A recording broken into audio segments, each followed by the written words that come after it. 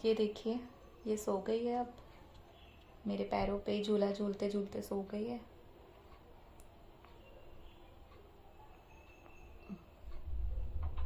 आपके घर में भी बेबी हो, न्यूबॉर्न हो, या फिर थोड़ा बिलो 1 ईयर बेबी हो, तो अगर आपके लैप में आप उसको सुला सकते हैं ऐसे, तो आप कंफर्टेबली उसको लेटा दीजिए अपने लैप में, और फिर ऐसे ऐसे धीरे धीरे धीरे धीरे उसको जब ये पैरों का ऐसे मोशन लगेगा तो वो सो जाते हैं बच्चे।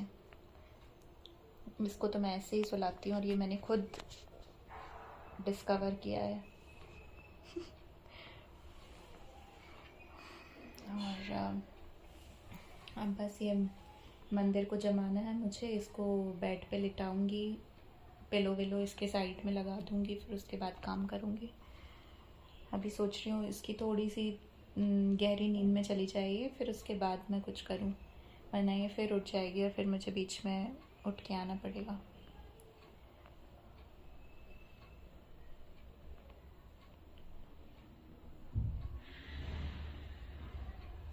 मैं सोच रही थी मंदिर में कॉलिन भी डाल देती हूँ, थोड़ा सा कॉलिन से भी क्लीन कर देती हूँ, बट मुझे पता नहीं है कि वुडन मटेरियल पे भी कॉलिन का इफ़ेक्ट होता है कि नहीं। ग्लासेस का पता था, बट फिर भी मैं सोच रही हूँ थोड़ा सा कुछ तो केमिकल जाए जिससे कि उसके एसेंस से ही मतलब शायद कॉकरोच ना आए वापस से, क्योंकि तेल का कुछ भी रहता है कॉकरोच वहीं आ जाते हैं। मंदिर में तो कुछ ऐसा फूड मटेरियल भी नहीं रखती हूँ मैं, प्रसाद भी रहता है तो थोड़ी देर रख के फिर उसको हटा देती हूँ वहाँ से। पता नहीं कैसे आ जाते हैं। अभी भी इतने सारे कॉकरोच निकले हैं। फिर उसको मैंने नीचे पहले तो सोफ़े पे रखा था मंदिर, फिर थोड़ा क्लीन किया, फिर मैंने सोचा इसको सोफ़ा गंदा हो जाएगा, इसको क्लीन करूँगी सोफ़े को वैसे मैं पूरा। फिर मैंने इसको नीचे बालकनी में रखा मंदिर को, फिर उसके बाद इसको घिस घिस के क्लीन किया। अभी गीले कपड़े से भी क्लीन किया। अब सोच रही हूँ एक बार कॉलिन से भी कर देती हूँ, तो यही सब करना है। सोच रही थी धो दूँ मंदिर को, वॉश कर देती हूँ, बट फिर मेरे हस्बैंड ने बोला कि नहीं नहीं अभी इसको वॉश मत करो, ये ऑलरेडी इंजीनियर्ड वुड का है तो ये ख़राब हो जाएगी, लकड़ी फूल जाएगी।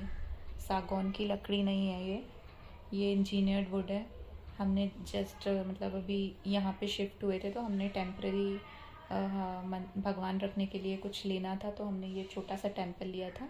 वैसे तो मुझको लेना था, मतलब मुझे बहुत मन है कि मैं मार्बल का टेम्पल लूँ, मुझे वो बहुत अच्छे लगते हैं देखने में भी, और ऐसा मतलब अच्छी वाइब्स आती हैं वाइट वाइट कलर देखकर। बट अभी तो हमने टेम्प्रेरी ये वुड का लिया है, और ये वुड भी थोड़ा अच्छी नहीं है, तो इसको मैं वॉश भी नहीं कर सकती हूँ ज़्यादा पानी से, पोंछना ही पड़ेगा। तो फिर मैंने इसको वैसे ही क्लीन कर दिया है अपने हिसाब से। अब ये बच्चू थोड़ी गहरी नींद में चली जाए, फिर उसके बाद इसको लिटाना है मुझे।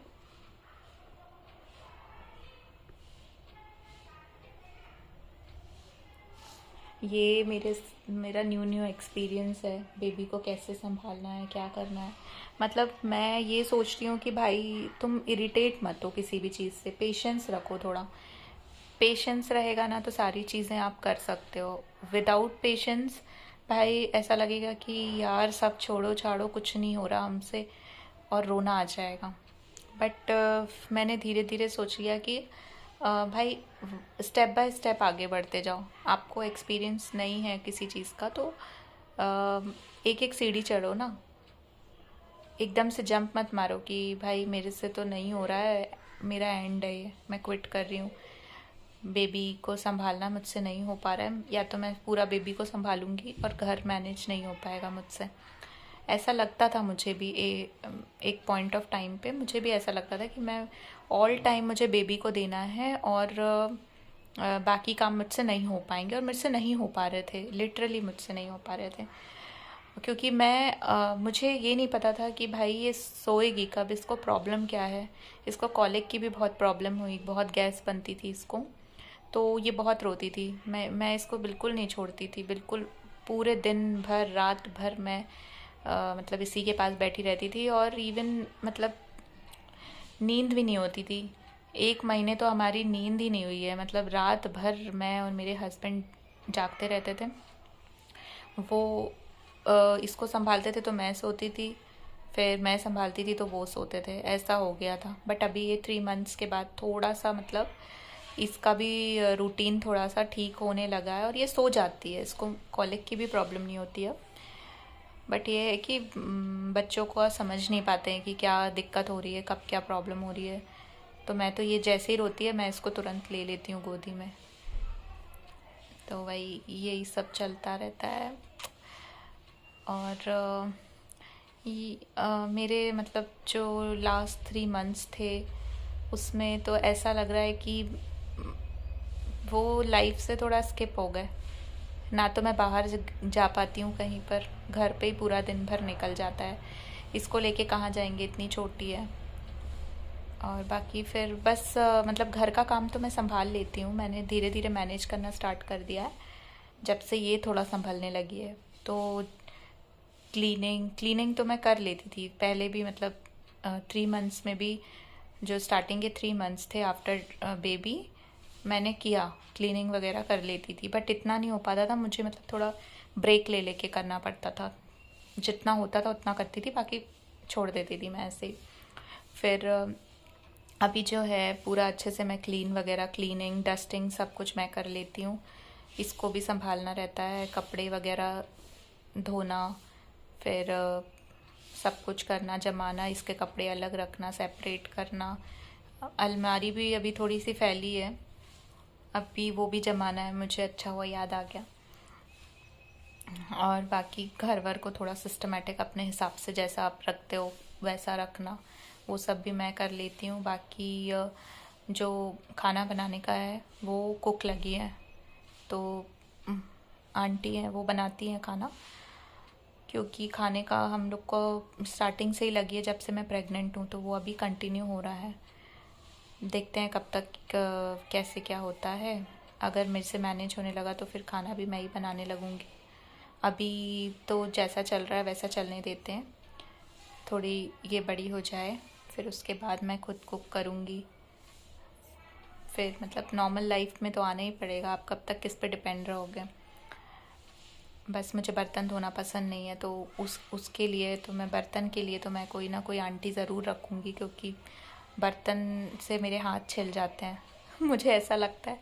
मतलब अगर मैं 2 टाइम, एक हफ्ते अगर मैं कंटिन्यूसली बर्तन मांज लूँ तो मुझे ऐसा लगता है मेरे हाथों में छाले हो गए हैं, या तो मेरे हाथ कुछ एक्स्ट्रा सॉफ्ट हैं, स्किन निकल जाती है मेरी, या तो पता नहीं क्या है, मुझे बहुत रफ लगते हैं। मुझे खुद ऐसे ऐसे मतलब अपने हाथ टच करती हूँ तो मतलब बर्तन धोना मुझे ऐसा कोई दिक्कत नहीं है, बट मुझे लगता है कि थोड़े हाथ क्लीन रहने चाहिए हमारे।